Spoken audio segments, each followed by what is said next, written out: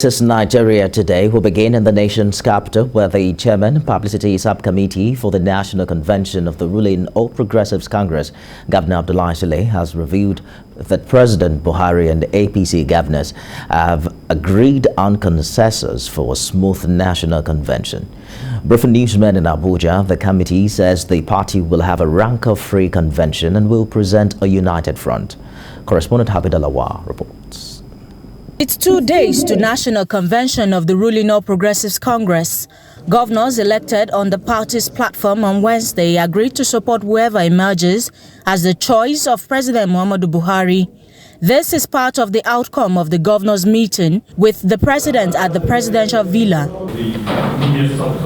The media subcommittee, headed by Nasarawa State Governor Abdullahi Suleiman, says the major caucus of the party have been meeting in order to discuss most of the grey areas and resolve them, and so far all the governors had been inspired. We have been able to resolve most of the issues going towards this convention in a consensus arrangement. Just last night, Mr. President has met with all the chairmen, the chairmanship aspirants, of the national chairmanship of our party. And from what you can see so far, so good. Things are going without any rancor and without any major problems going around. Another subcommittee, Convention Legacy Rapporteur, is reviewing the performance of APC-controlled state ahead of the convention. They will be harmonizing an implementation agenda framework as a follow-up to existing policies. Different caucuses are still meeting following the option of consensus, which still needs to be properly harmonized to give all members same opportunity.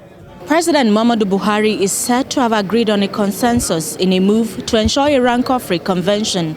Habida Lawal, TVC News, Abuja. About 19,000 members of the People's Democratic Party in Madagalli local government area of Adamawa State have defected to the All Progressives Congress.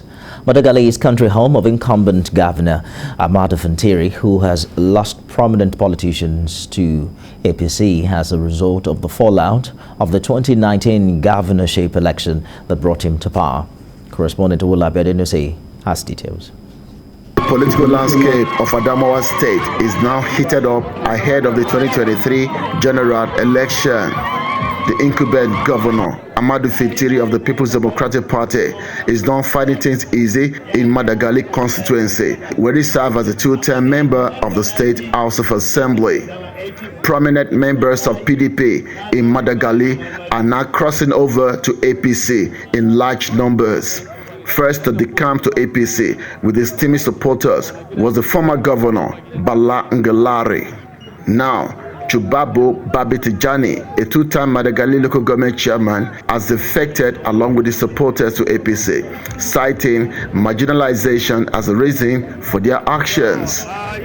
While going through APC's membership registration, in his word, at Madagalli, the party state chairman promised that as grassroots politicians, they will bring good fortune for the party in 2023 election.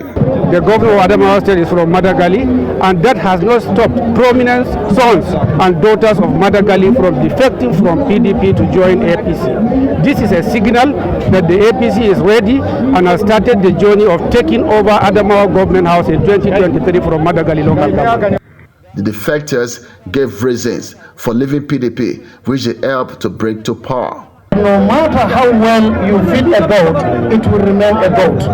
We invested so much in the PDP, but we are not recognized. Even me, I was there in PDP, but they did not recognize our presence there.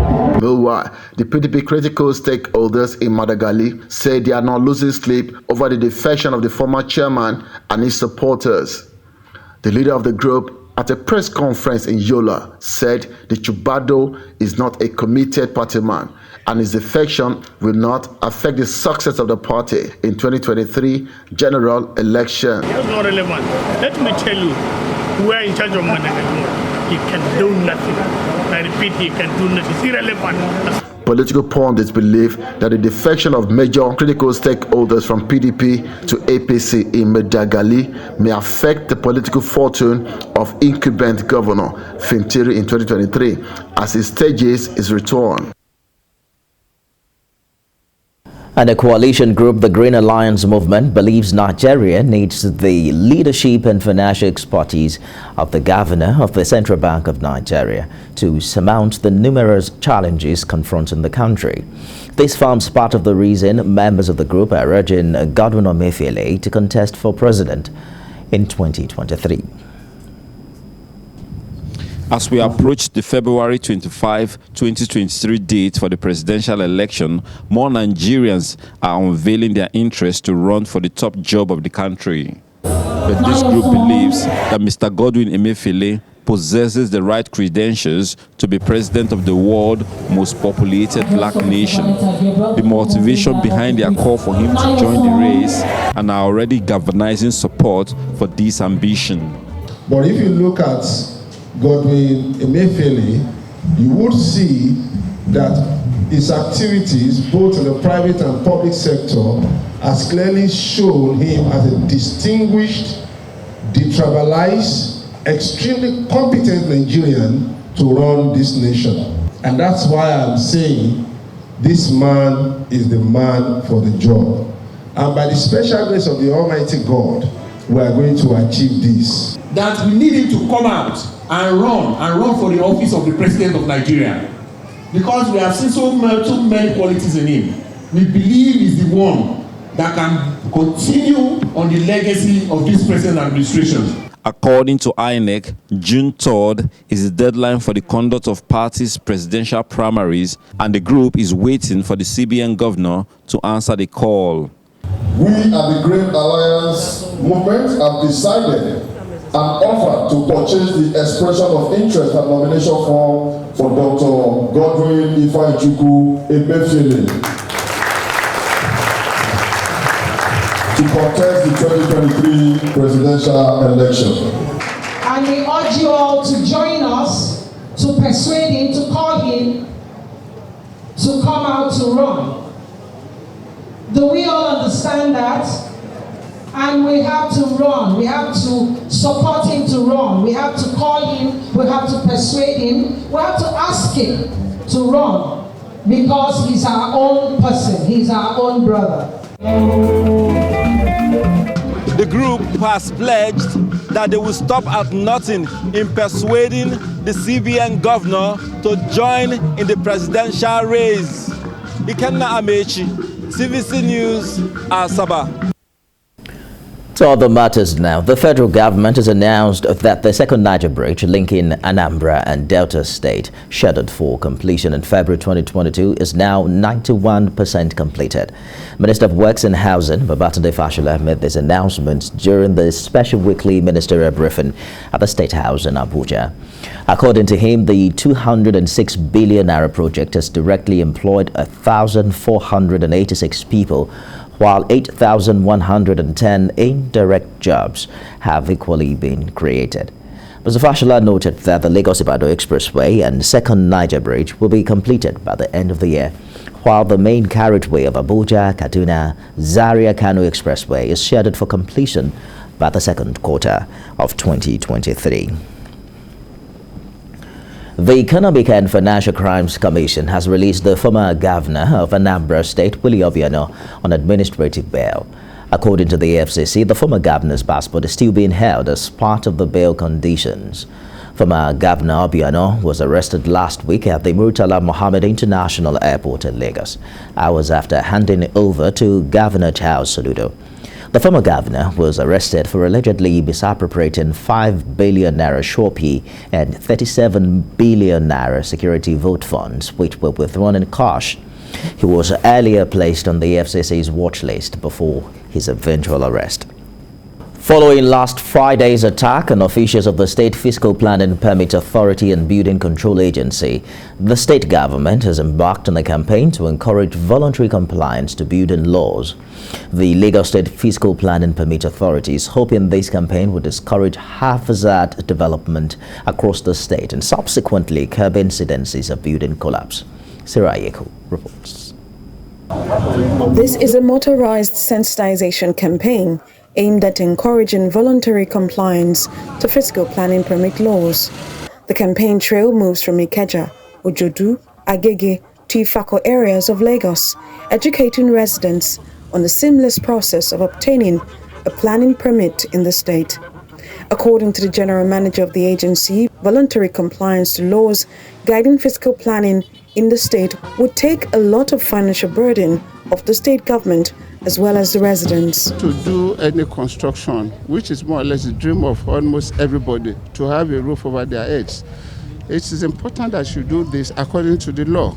Otherwise, after constructing this, and we discover that you have constructed in violation of the laws, we come and apply the necessary sanctions, which may include but not limited to sealing up of that property, and where its safety has been compromised, then it has to be pulled down. He further described every resident as stakeholders in the build sector, advising them not to cover unprofessional practices in the build sector, but instead become whistleblowers of illegal developments within their environment. This issue of sealing off property has now been misconstrued to be as if government is not sensitive.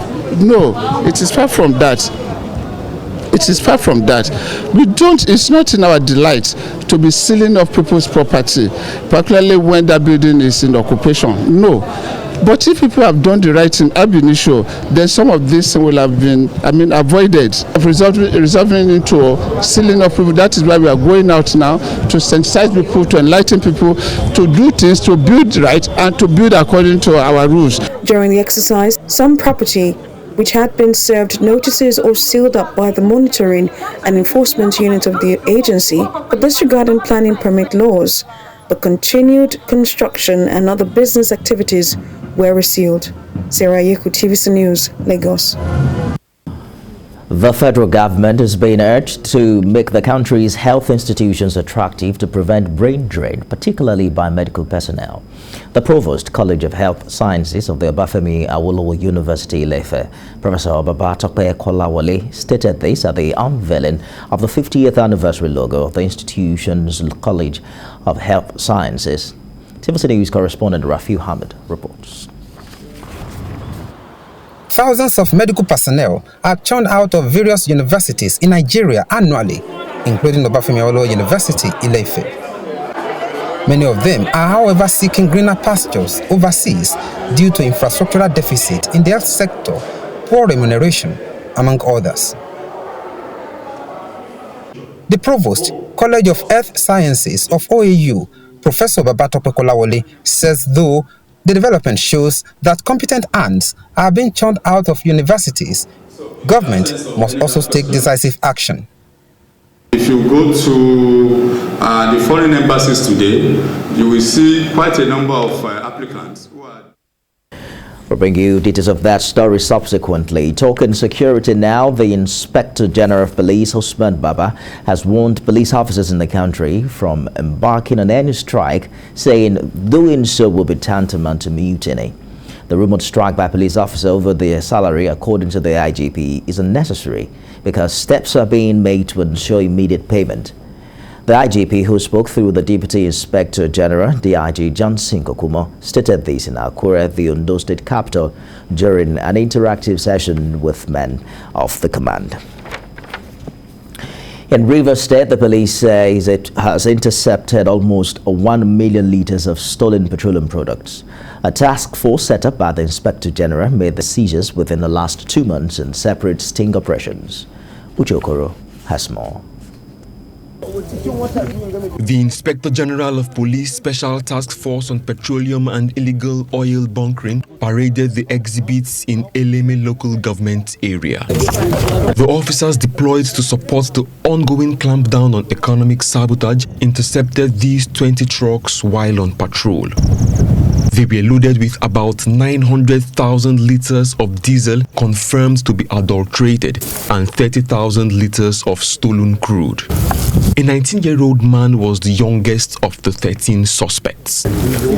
Arrests like these have become a regular occurrence. thus creating doubts that security agencies are close to winning the war against oil thefts. The fear is that the menace will continue until the government succeeds in protecting the pipelines and identifying and securing court convictions against the owners of the business. We have what I call shadow parties who are always hidden. You don't always see them, but you feel the swag, you feel the way they do, you feel so many things from them, but they are unseen. We know if you cannot get them with our naked eyes, we have technology now that we are using to get them. It's just to work on these suspects and we get them. Illegal oil bunkering is a fast evolving trade with a supply chain that continues to come up with new methods to evade arrest. Stolen petroleum products are often transported in cargo and food trucks to avoid suspicion. These are drums of illegally refined products carefully concealed with bags of fertilizer. Even though the task force has recorded breakthroughs in Rivers State, there are concerns that some corrupt security personnel are collaborators and beneficiaries of crude oil theft. I'm not standing here to say it is not possible to have some of our men engage in this, but I'm saying that if such a thing is brought to the notice of the Inspector General of Police, we are going to take necessary action. For who I am, for who I know him, for who he is, IGP Usman Akali Baba will not take nonsense in that regard. These suspects now face possible prosecution after police investigation is concluded. Uche Okoro, TVC News, Eleme. The Northeast Development Commission has promised to kick off its task of cushioning the effects of the Boko Haram insurgency in the region. Managing Director of the Commission, Mohammed Goni Al-Khali, stated this during the presentation of a 500 kVA generator to the Federal Neuropsychiatric Hospital, Madagalli. TVC's Jesse Tafida has details.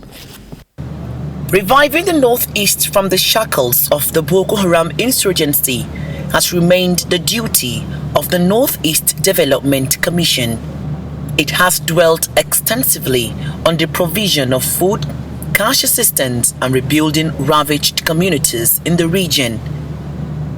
Now, the Commission is here to present a 500 kVA generator to the Federal Neuropsychiatric Hospital, Maiduguri. This, according to the Commission, will boost the capacity of the healthcare center. Today, in fulfillment of our pledge to work with them as closely as possible, we are handing over this generator.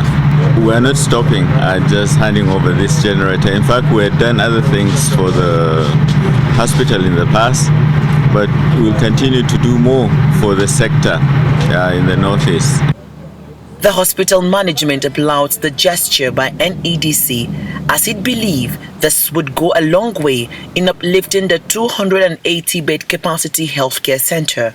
The national grid connecting the metropolis has been vandalized by the insurgents, and hospitals are places of high energy consumption. Of course, the provision of this this generator will not just serve as a backup, but it will enhance our capacity in newly established centers such as the intensive care unit, the laboratory, and the pharmacy department that is undergoing significant expansion.